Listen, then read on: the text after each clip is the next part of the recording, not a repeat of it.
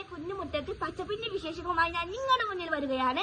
ഇതാണ് എന്റെ വീട്ടിലെ സപ്പോട്ട മരം. കയറി വരുമ്പോ തന്നെ സപ്പോട്ട മരം കാണാവുന്നതാണ്. പിന്നെ ഈ സപ്പോട്ട മരവും ഉണ്ട്, അവിടെയും ഉണ്ട് കേട്ടോ. അതും നമുക്ക് സപ്പോട്ട മരമായിട്ട് കാണാം.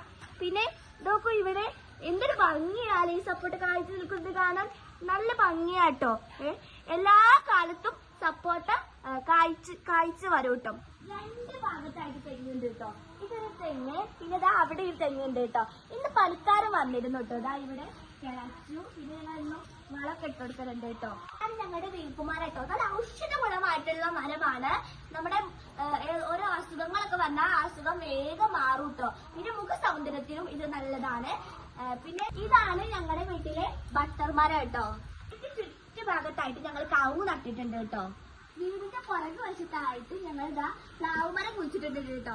നിറയെ ചക്കയുണ്ട് കേട്ടോ. ഇവിടെ വീടിന്റെ പുറകു വശത്തായിട്ട് ഞങ്ങൾ ഇതാ 2 വാഴ നട്ടിട്ടുണ്ട്. കറിവേപ്പിന്റെ മരമുണ്ട് കേട്ടോ. കറികളിലൊക്കെ ഈ കറിവേപ്പിന്റെ ഇട്ടാല് നമുക്ക് നമ്മുടെ കറിയിലൊക്കെ നല്ല സ്വാദിഷ്ടമായ ഭക്ഷണം കഴിക്കാം കേട്ടോ. പിന്നെ ഞങ്ങൾ പുറകു വശത്തായി വെള്ളം കൊഴിച്ചിട്ടുണ്ട്, മുളക് കൊഴിച്ചിട്ടിട്ടുണ്ട്. അതുപോലെ തന്നെ ഇതാ വെണ്ട ഉണ്ട് കേട്ടോ. ഇതാ ഇവിടെ മഴ പെയ്തോണ്ടേ ഞങ്ങള് വെണ്ട കൊഴിച്ചിട്ടുണ്ട് കണ്ടോ. വെണ്ടയൊക്കെ നന്നെ കാഴ്ചിട്ടുണ്ട് കേട്ടോ. അടുത്ത പരിസ്ഥിതി വ്ലോഗുമായി കാണാം. Bye bye.